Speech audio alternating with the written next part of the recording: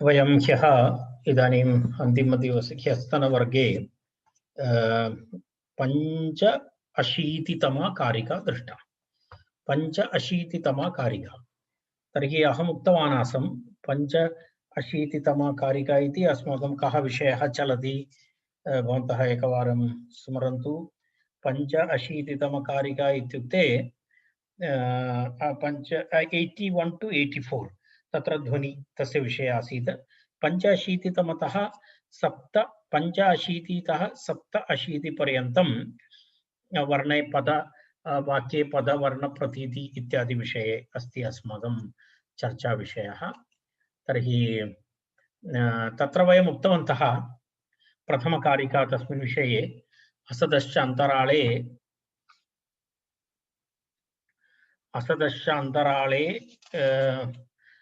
तत्र किमस्ति शब्दान् अस्ति इति मन्यते प्रतिपत्तुरशक्तिः सा ग्रहणोपाये एव सः इति वयं तत्र उक्तवन्तः। मृणाल आगतवती अस्ति, अहं भवती को होस्ट् करिष्यामि। मृणाल भवती अपि रेकॉर्ड कर्तुं शक्नोति। अस्तु, शृणोति वा मृणाल? आं महोदय। तर्हि अस्तु। असदश्चान्तराळे यान् शब्दान् अस्ति इति मन्यते प्रतिपत्तुरशक्तिः सा ग्रहणोपाये एव सः इति तद्वयं दृष्टवन्तः। इत्युक्ते ध्वनेः उच्चारणस्य अर्थबोधस्य मध्ये यत् वर्णावयव पद वाक्य इत्यादि यद् वयं शृणुमः वाक्ये तत्सर्वं वस्तुतः अस्ति इति वयं चिन्तयामः। तद् वस्तुतः अस्माकम् अशक्तिः अस्ति। वाक्ये दृश्यमाना ते वस्तुतः वर्णपदविभागः स्फोटग्रहणस्य सहायकाः भवन्ति इति तद् विषयः सः विषयः ह्यः प्रतिपादितः। इतोपि अस्मिन् विषये कारिकाद्वयमस्ति, 86 अनन्तरम् 87। तर्हि वयं तत्र इदानीम् एवमस्ति,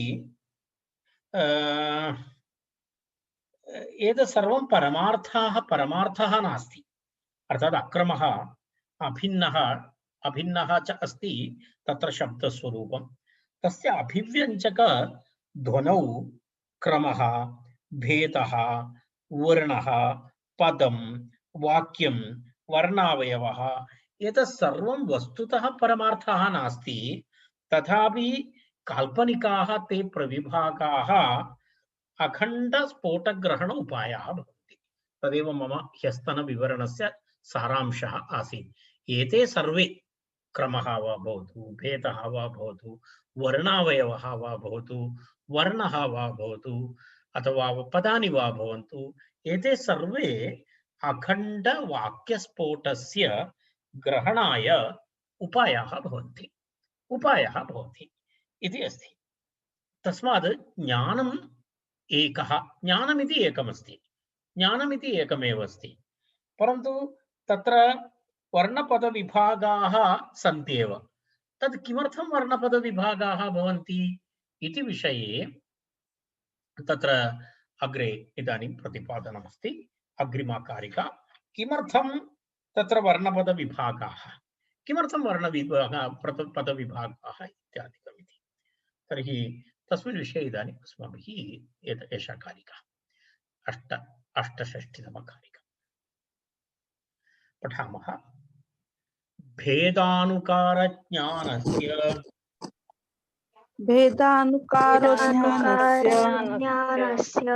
वाचश्चोपप्लवो ध्रुवः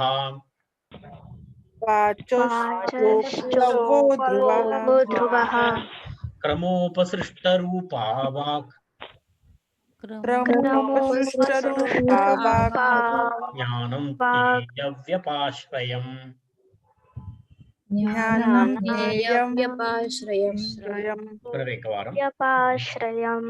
भेदानुकारज्ञानस्य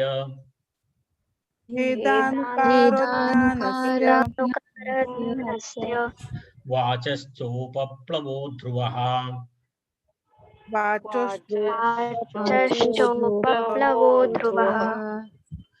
क्रमोपसृष्टरूपा वाक्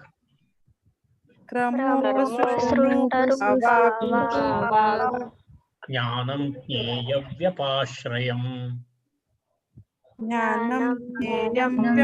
ज्ञेयव्यपाश्रयम् इति। तत्र पदच्छेदः भेदानुकारः ज्ञानस्य वाचः च उपप्लवः ध्रुवः क्रमोपसृष्टरूपा वाक् ज्ञानं ज्ञेयव्यपाश्रयम् इति तस्य पदच्छेदः। भेदानुकारः ज्ञानस्य वाचः च उपप्लवः ध्रुवः क्रमोपसृष्टरूपा वाक् ज्ञानं ज्ञेयव्यपाश्रयम् इति तस्य पदच्छेदः। तत्र एवमस्ति ज्ञानस्य भेदानुकारः इति आरम्भः अन्वयस्य। ज्ञानस्य भेदानुकारः अस्ति। ज्ञानस्य भेदानुकारः अस्ति। अर्थात् भेदानुकारः इति आरोपितभेदः। आरोपितभेदः। भेदानुकारः इत्युक्ते भेदरूप अनुगमरूपः इति अर्थः। भेदरूप अनुगमरूपः अर्थात् भेद इव दृश्यते। आरोपितभेदः इत्यर्थः। ज्ञानस्य कीदृशस्य ज्ञानस्य यथा अभिन्नस्य इति अस्माभिः योजनीयं। तत्र अन्वयकरणाय वयम् आरम्भे एवं योजयामः। यथा अभिन्नस्य ज्ञानस्य ज्ञानस्य इति श्लोके अस्ति। यथा अभिन्नस्य इति अस्माभिः योजनीयम्। तर्हि तत् कंसे ब्रैकेट् मध्ये आरम्भः यथा अभिन्नस्य ज्ञानस्य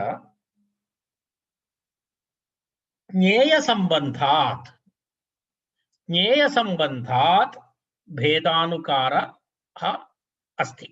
ज्ञेयसम्बन्धात् इत्युक्ते ज्ञानम् एकमस्ति, ज्ञेयः ज्ञेये भेदः अस्ति, विषये भेदः अस्ति। तेन विषयभेदसम्बन्धेन इत्यर्थः। ज्ञेयसम्बन्धात् इत्युक्ते तदपि तत्र नास्ति, तदस्माभिः योजनीयम्। यदा ज्ञानस्य भेदानुकारः अस्ति इति अस्माकं वाक्यं। तद्वाक्यस्य पूर्ण अर्थबोधाय वयं किं किं योजितवन्तः? यथा अभिन्नस्य ज्ञानस्य ज्ञेयसम्बन्धात् भेदानुकारः किमर्थं भवति? भेदानुकारः आरोपितभेदः केन कारणेन भवति? ज्ञेयसम्बन्धात्। ज्ञेयसम्बन्धात् विषयभेदसम्बन्धः। घटपटादि विषयभेदसम्बन्धः अस्ति। लोके भिन्न भिन्न ज्ञानं भवति, ज्ञानमेकं, परन्तु तत्र विषयभेदः अस्ति। ज्ञानस्य विषयेषु भेदः अस्ति। तेन कारणेन विषयभेदः तु अस्ति एव। ज्ञानमेकमस्ति चेदपि विषयभेदः तु भवति। तस्मात् यथा अभिन्नस्य ज्ञानस्य ज्ञेयसम्बन्धात् ज्ञेयस्य विषयभेदसम्बन्धेन किं भवति? भेदानुकारः अस्ति। भेदानुकारः अस्ति अर्थात् आरोपितभेदः अस्ति ज्ञानस्य। तस्य आरोपितभेदः तु अस्ति ज्ञानस्य। सत्यं नास्ति, आरोपितः अस्ति भेदः। आरोपितः भेदः तद् वस्तुतः सत्यं नास्ति। तर्हि तस्य आरोपितभेदस्य कारणं किमस्ति? ज्ञेयभेदः, ज्ञेयसम्बन्धः। ज्ञेयस्य भिन्नता अस्ति। ज्ञेयः नाम विषयः। ज्ञानस्य विषयः ज्ञेयः। ज्ञेये भेदः भवति। ज्ञेये भेदः भवति इति कृत्वा विषयभेदः भवति। विषयभेदसम्बन्धेन किं भवति? तत्र विषयभेदसम्बन्धेन तत्र भेदानुकारः अस्ति इति प्रथमं स्टेट्मेण्ट्। तर्हि किञ्चित् एषा कारिका किञ्चित् क्लिष्टा कारिका अस्ति। अनन्तरम् अत्र अर्थबोधाय अस्माभिः अन्येषां बहूनां शब्दानाम् अध्याहारः करणीयः भवति। तर्हि प्रथम स्टेट्मेंट एतावदस्ति, यथा अभिन्नस्य ज्ञानस्य ज्ञेयसम्बन्धात् भेदानुकारः अस्ति, भेदानुकारः अस्ति इति प्रथमं वाक्यम्। तदनन्तरं यथा इति उक्तं खलु, अस्माभिः यथा इति आरब्धं, तथा। तर्हि ज्ञानस्य ज्ञेयसम्बन्धात् भेदानुकारः अस्ति यथा, तथा वाचः च एवं शब्दानामपि शब्दस्य च तथा, कारण पूर्वं दृष्टान्तम् उक्तं, तदनन्तरं दार्ष्टान्तिकं, तथा वाचः च, वाचः नाम शब्दस्य, तथा वाचः शब्दस्य ध्वनिसम्बन्धेन भेदानुकारः ध्रुवः। वाचः च ध्रुवः इत्येव अस्ति श्लोके, वाचः च ध्रुवः इत्येव अस्ति।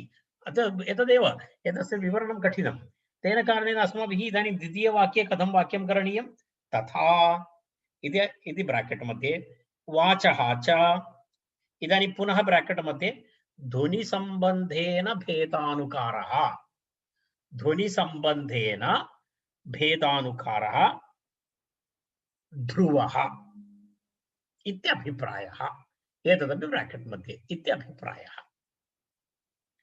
इदानीं तद्वाक्यं द्वितीयं वाक्यं पूर्णमभवत्। कथं?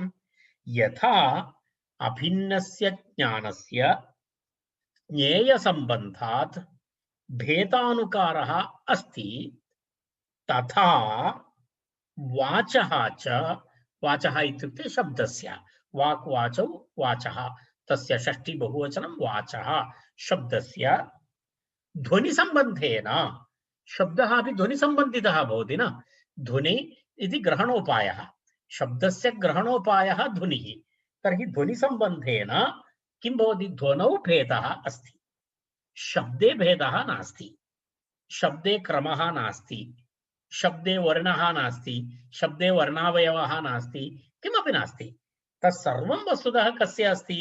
ध्वनि, ध्वनिसम्बन्धेन भेदानुकारः ध्रुवः, ध्रुवः इति निश्चितः, ध्रुवो नाम निश्चितः इति, इत्यभिप्रायः इति योजनीयं तत्र, इत्यभिप्रायः।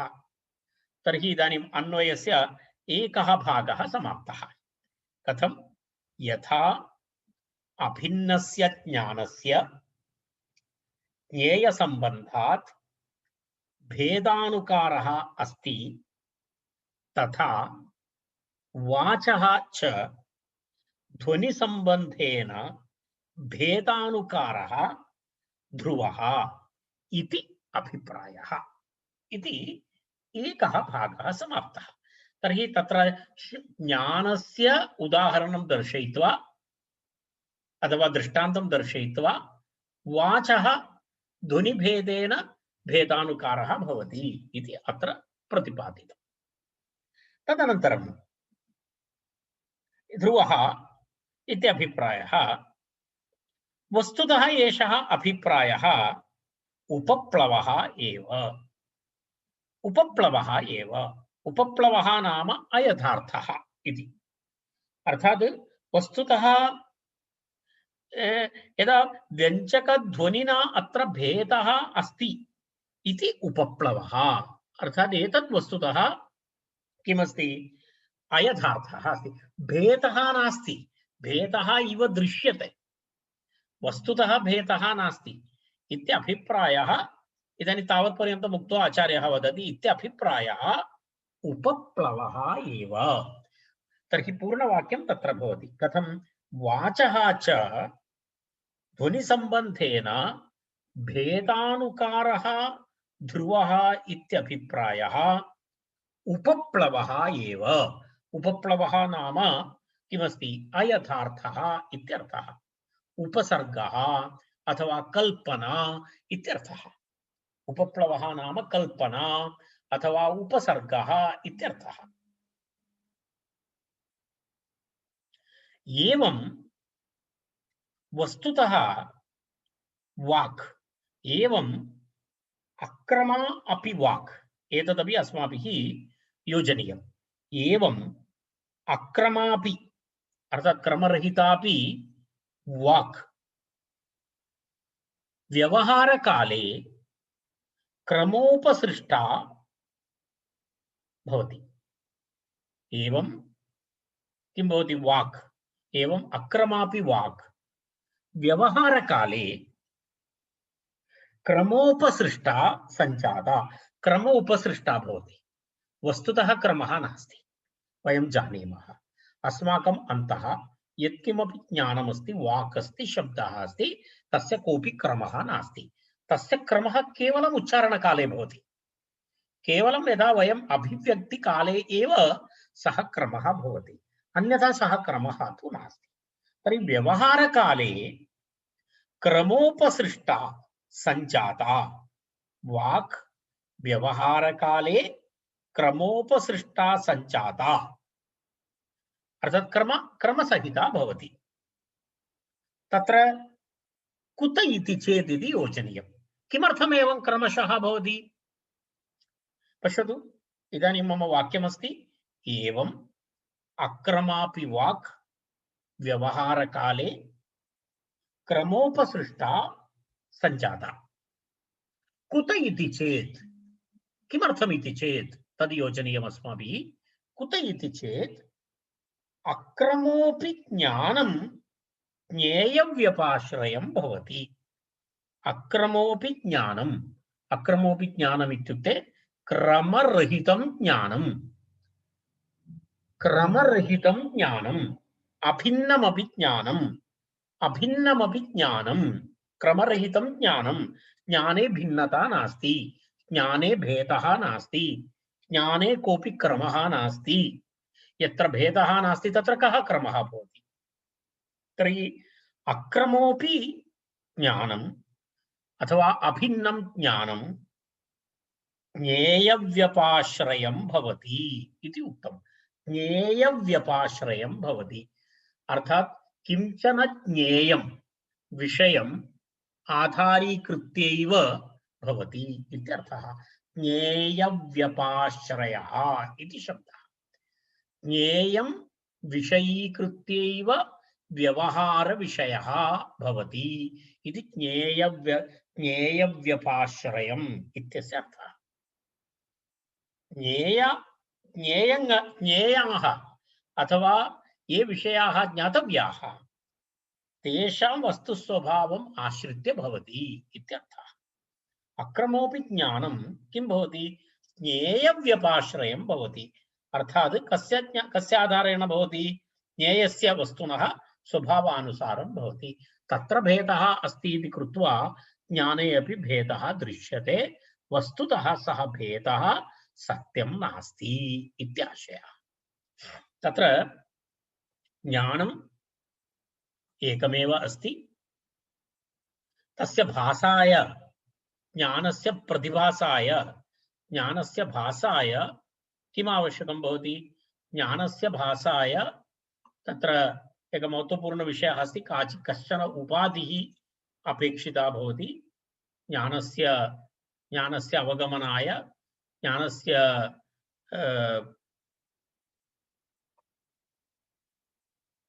अवगमनाय तत्र किम् आवश्यकम्? उपाधि आवश्यकता भवति। उपाधिना यः भेदः भवति तद् ज्ञाने भेदः इव दृश्यते, वस्तुतः तत् सत्यं नास्ति। यदा घटज्ञानं, पटज्ञानम् इत्यादि भिन्न भिन्न ज्ञानं लोके वर्तते,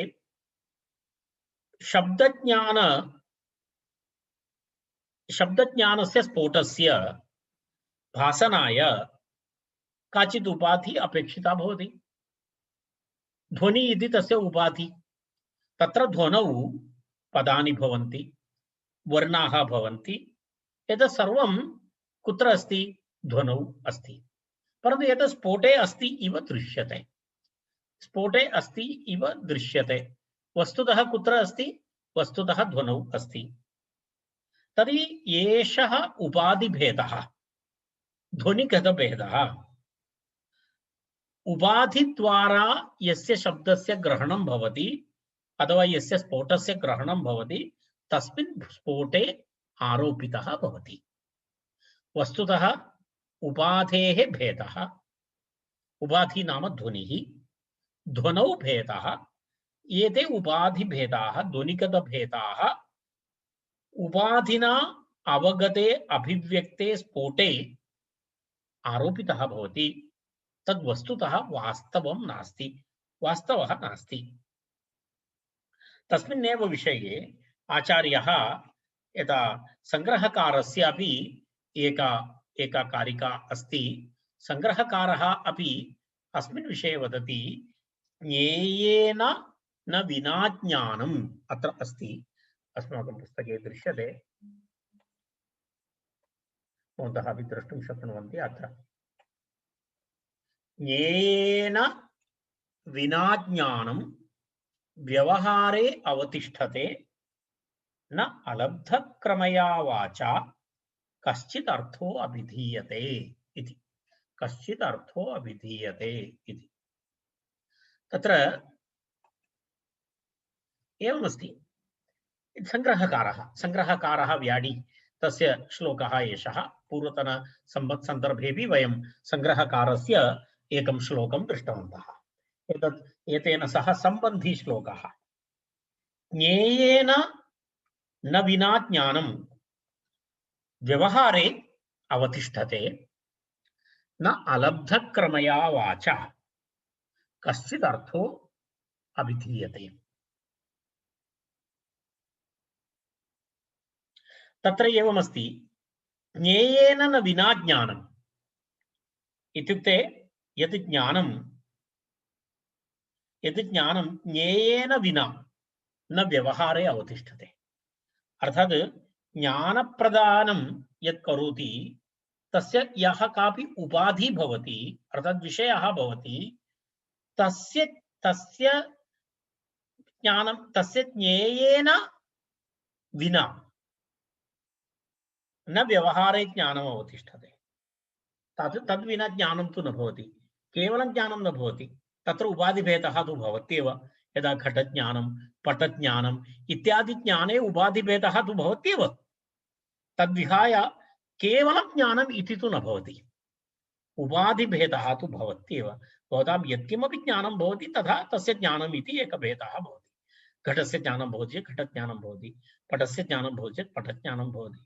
तर्हि ज्ञेयवस्तुनः भेदानुसारं ज्ञाने भेदः भवति, तद्विना लोके व्यवहारे तथा न भवति।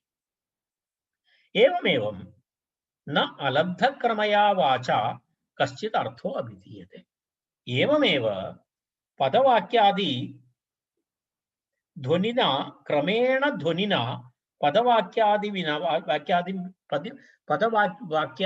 विना कस्यापि अर्थः, कस्यापि कोऽपि अर्थः ज्ञानस्य विषयः न भवति। अर्थात् तत्र अर्थस्य अवगमनाय, अर्थव्यञ्जनाय, अर्थ अभिव्यक्तये तत्र किम् आवश्यकं? तत्र उपाधि अस्ति ध्वनि। तत्र ध्वनौ वर्ण, पद, वाक्य भेदः तु अस्ति एव। तर्हि वर्ण, पद, वाक्य भेद सहितमेव अर्थस्य अवगमनं भवति।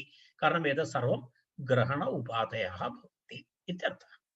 तर्हि अलब्धक्रमया न अलब्धक्रमया वाचा, अलब्धक्रमया वाचा न कश्चित् अर्थो अभिधीयते। अलब्धक्रमया वाचा अर्थात् क्रमं विना, क्रमेण विना, वाक्य वर्ण पद भेदेन विना किं न भवति? कश्चित् अर्थो न विधीयते। अर्थस्य अवबोधः तु न भवति। अर्थावबोधाय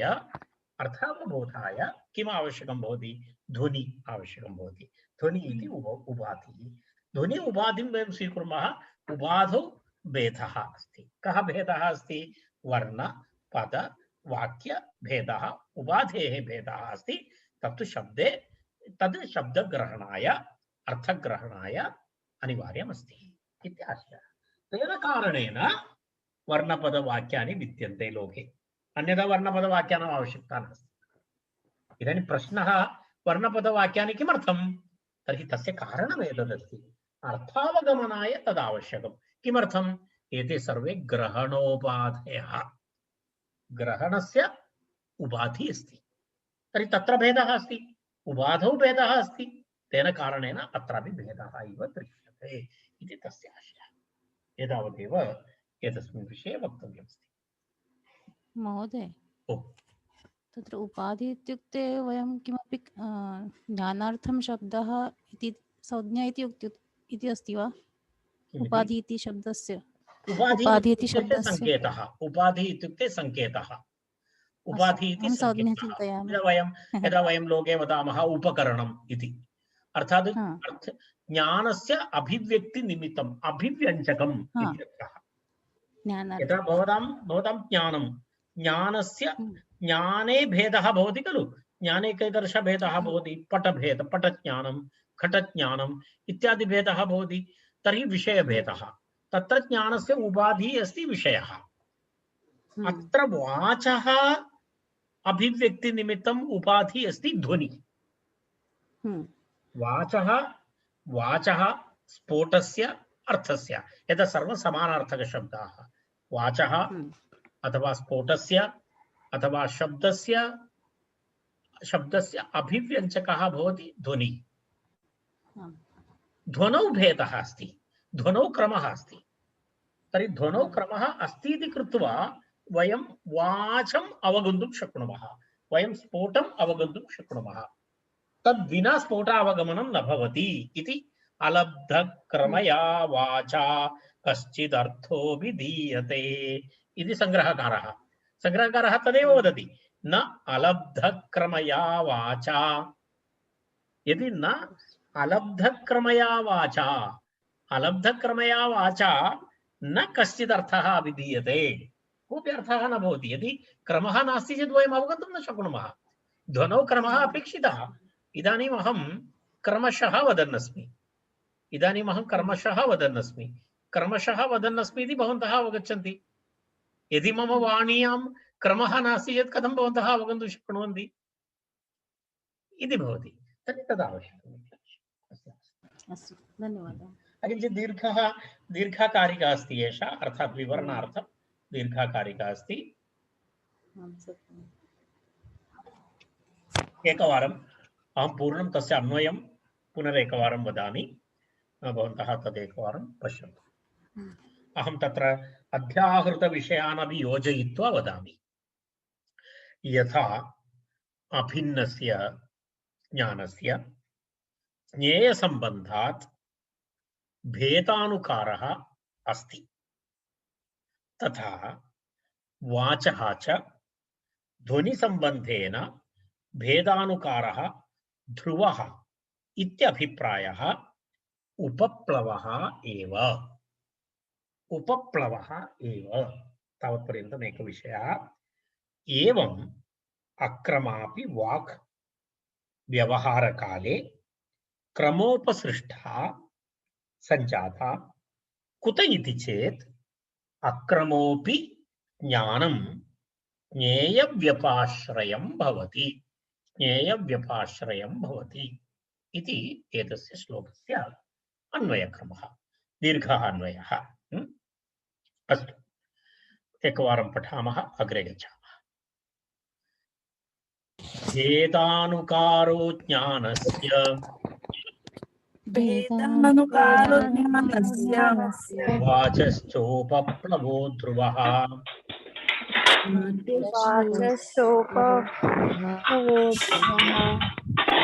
क्रमोपसृष्टरूपा वाक्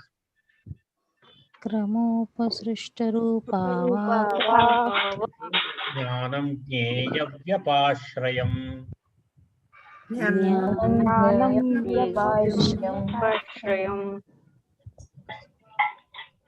कुत्रचित् पात्रस्य आपणे उपविष्टाः वा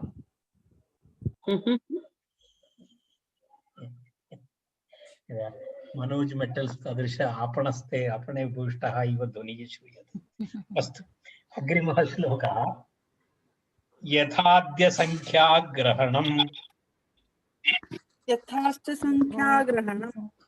उपाय प्रतिपत्ति एषः एव श्लोकः न सत्यम् पठामि एकनिमेषः। यथाद्यसंख्याग्रहणम् यथार्थसंख्याग्रहणम् उपाय प्रतिपत्तये संख्यान्तराणां भेदेऽपि संख्यान्तराणां भेदेऽपि तथा शब्दान्तरश्रुतिः। शब्दान्तरश्रुतिः। एकवारं यथाद्यसंख्याग्रहणम् यथार्थसंख्याग्रहणम् उपाय प्रतिपत्तये संख्यान्तराणां भेदेऽपि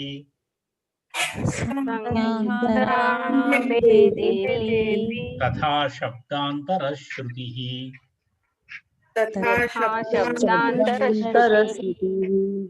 योग्यम्। इदानीं व्यङ्ग्यः स्फोटः व्यञ्जकः ध्वनिः इति वयं बैस्। तर्हि व्यङ्ग्यस्फोटे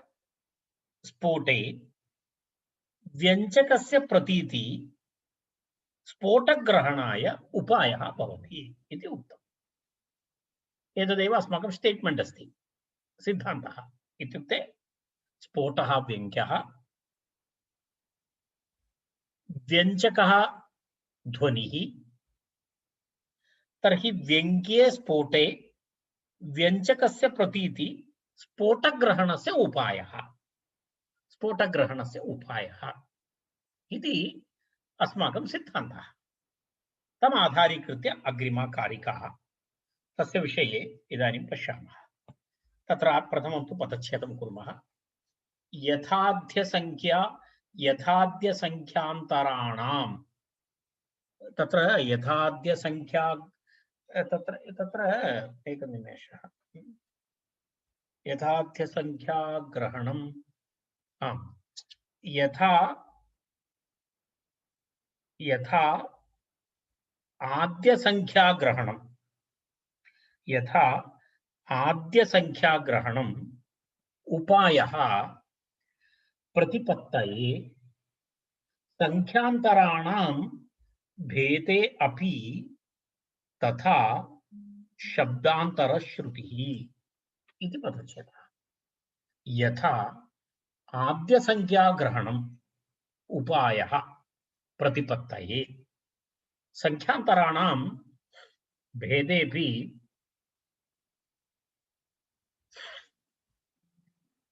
तथा शब्दान्तरश्रुतिः इति अस्ति। ग्रहणोपाय एव सः, ग्रहणोपाय एव सः इति विषयः।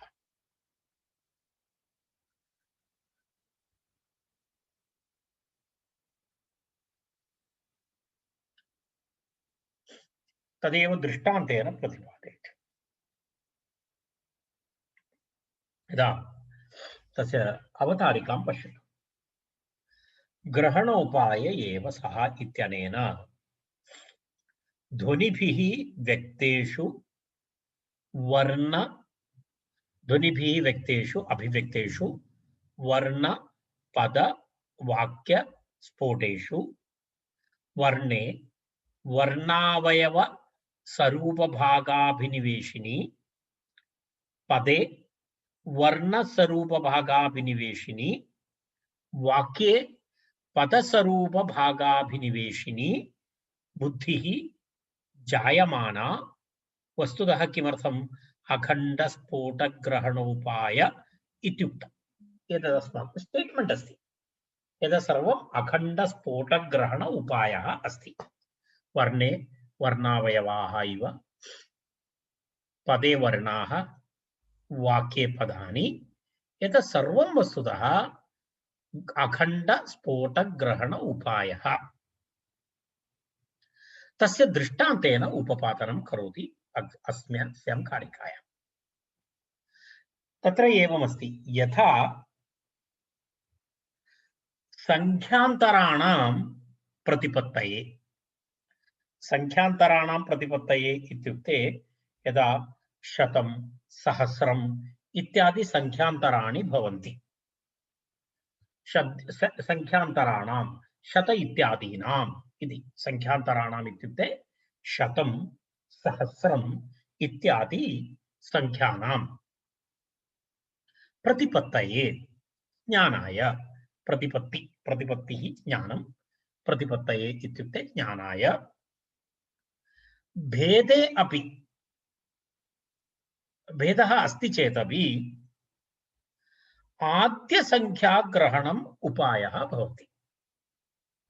आद्य संख्या ग्रहणम् अर्थात् 1 2 3 इत्यादि आद्य संख्या ग्रहणं तत्र किं भवति उपायः भवति। कस्य ज्ञानाय शत इत्यादीनां ज्ञानाय।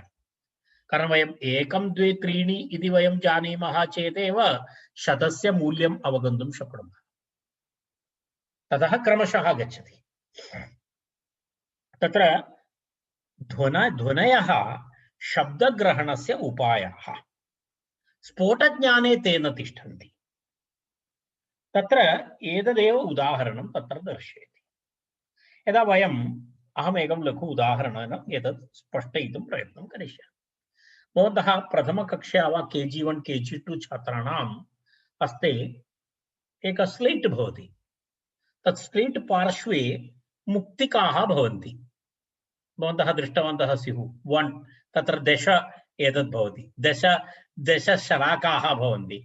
तत्र प्रथमशलाकायाम् एकमुक्तिका भवति, द्वितीये 2 भवति, तृतीये 3 भवति, चतुर्थे 4 भवति, पञ्चमे 5 भवति, एवं 10 पर्यन्तं भवति। तर्हि तत्र एवं दर्शयति शिक्षकः। एकमुक्तिकां पार्श्वे कृत्वा वदति एकम्।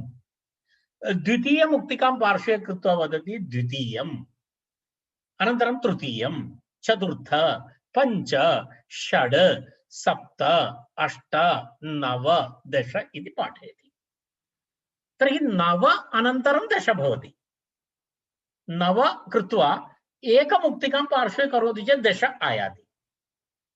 तर्हि 9तः 10 आयाति चेत् 1 2 3 4 इत्यस्य कोऽपि विनियोगः नास्ति वा? अस्ति। तत्सर्वं मिलित्वा 9 पर्यन्तं गच्छति। 9 पर्यन्तं पुनः 9तः एकं निष्कासयति, एकं पार्श्वे करोति चेत् 10 भवति। तर्हि 9तः 9तः एककरणेन 10 न भवति। 9 पर्यन्तं 1 2 3 4 अस्ति, तेन सह 9 तदनन्तरं 10 इति भवति। तर्हि 10 ज्ञानाय वस्तुतः 9तः 10 भवति इति सत्यं, परन्तु 10 ज्ञानाय केवलं 9तः एकं न। तर्हि 1 2 3 4 5 6 7 8 पर्यन्तं ये मुक्तिकाः निर्गताः तेषां सहकारेण 10 इत्यस्य ज्ञानं भवति। तदेव संख्यान्तराणां प्रतिपत्तये आद्य संख्याग्रहणम् उपायः। यदा 99 99तः अनन्तरं 100, तर्हि 99 + 1 100। तर्हि केवलं 100 इत्युक्ते +1 अस्ति वा? नास्ति। 1तः 99 पर्यन्तं या संख्या अस्ति तत्सर्वं तस्य उपायः, तत्सर्वं तस्य उपकारकाः भवन्ति। 1तः 99 पर्यन्तं याः संख्याः भवन्ति ताः संख्याः उपकारकाः भवन्ति। तासां संख्यानाम् उपकारेण 99तः 100 गच्छति। अन्यथा 99 इति बेस् यूनिट् नास्ति। बेस् यूनिट् 1 अस्ति। 1 2 3 4 इति भवति। तर्हि 1 2 3 4 इति कृत्वा 99 पर्यन्तं गच्छति, अथवा 900 अधिक 99 अधिक 900 भवति। तर्हि तदनन्तरम् एकं योजयति चेत् 1000 भवति। तर्हि अन्तिमम् एकमेव अस्ति वा सत्यं? न। तद् वस्तुतः फैनल् अस्ति, परन्तु तस्य पूर्वं सहायकरूपेण आद्यसंख्याग्रहणम् आवश्यकं भवति। एवमेव अखण्डवाक्यस्फोटज्ञानाय अन्तिमध्वनिः महत्वपूर्णमस्ति। अन्तिमध्वनिः, परन्तु अन्तिमध्वनिः केवलं न भवति। अन्तिमध्वनिः केवलं न भवति। आद्य उच्चारितानां सर्वेषामपि ध्वनीनां सहायेन अन्तिमध्वनिः अर्थम् अवबोधयति। यदा आद्य संख्याग्रहणं संख्यान्तरायाणां ग्रहणे भवति इव। बहु सिम्पल्। एतद् अत्यन्तं सरलम् उदाहरणं वयं जानीमः। यदा वयम् एवं ग्रहणं यदा वयं पाठयामः छात्र, तर्हि नव मुक्तिकाः पार्श्वे, इदानीं दशम, तर्हि नवतः एकं दश, नवतः एकं दश नास्ति, दश इति तदा पूर्वतन सर्वाः संख्याः मिलन्ति तत्र दश इत्यत्र, तत्सर्वं मिलित्वा दश इति बोधः जायते।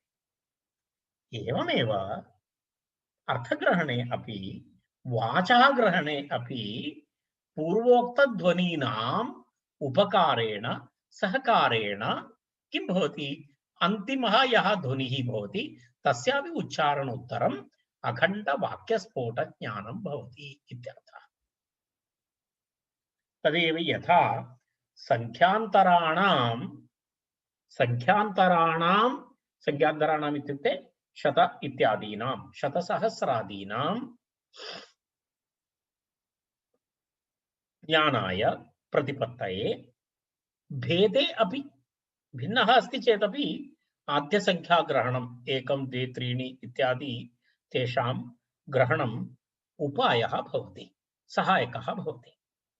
तथा शब्दान्तरश्रुतिः अर्थात्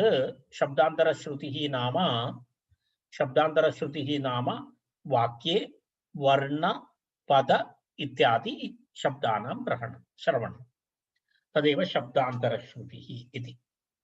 वाक्ये वर्णावयव पद अथवा अन्यवाक्यानि एतेषां श्रवणं तदेव। तथा शब्दान्तरश्रुतिः इत्येव अस्ति तत्र, परन्तु तत्र अस्माभिः पूर्णं करणीयं।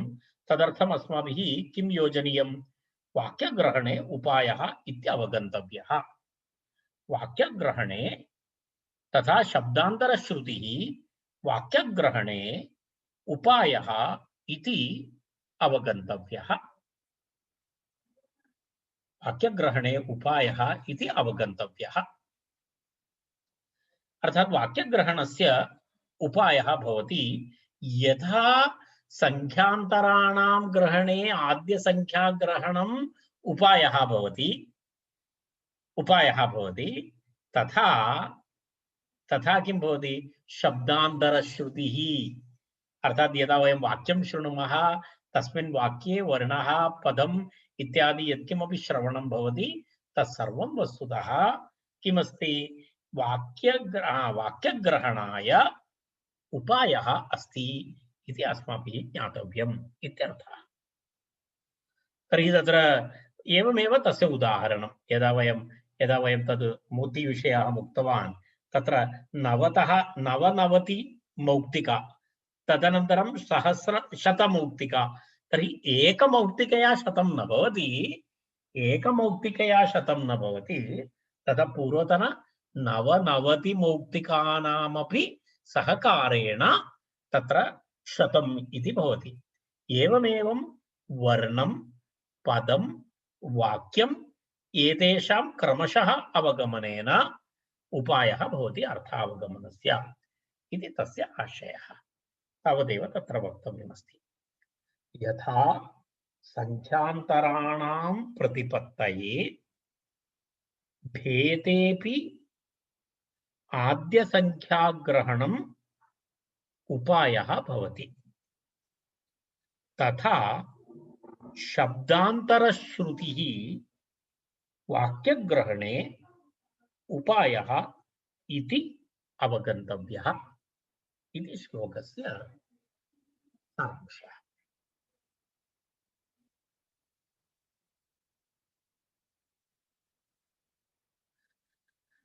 एतावत् सः विषयः अत्र इदानीं मया उक्तमासीत् 85 to 87 इति विषयः अत्र समाप्तः। एकवारं श्लोकं पठामः। यथाद्यसंख्याग्रहणम्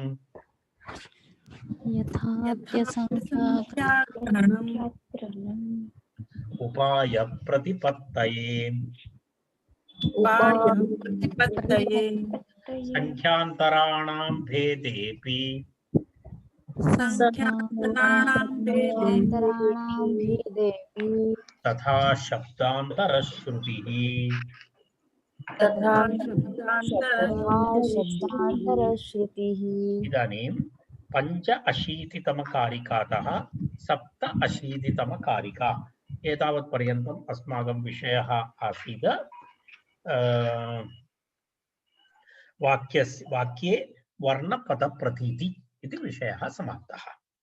इदानीम् 88, 89, 90, 91, 92, 88 to 92 वर्णपद वाक्येषु क्रमः भवति खलु। वर्णे क्रमः अस्ति, पदे क्रमः अस्ति, वाक्ये क्रमः अस्ति। तस्य कारणं प्रतिपादयति। अर्थात् वर्णपद वाक्येषु क्रमस्य कारणम् इति। क्रमेण वर्णपद वाक्यग्रहणं किमर्थं भवति, तस्य कारणं किमस्ति इति अग्रिमः अस्माकं चर्चा विषयः। वाक्ये पदप्रतीति, पदे वर्णप्रतीति इत्यादयः वाक्यग्रहणोपायः। अनन्तरम् एतस्य अयथार्थभावः। एतत् सर्वं पञ्चकारिकासु अग्रे प्रतिपाद्यते। 88 तः 92 पर्यन्तम् एषः विषयः भवति। तर्हि एतस्य विषयस्य आरम्भः इदानीम् अद्य मास्तु। इदानीम् अस्माकं समयः जायमानः अस्ति। तर्हि 9:00 जायमानः। अद्य किञ्चित् विलम्बेन अस्माभिः आरब्धमिति कारिकाद्वयमेव जातम्।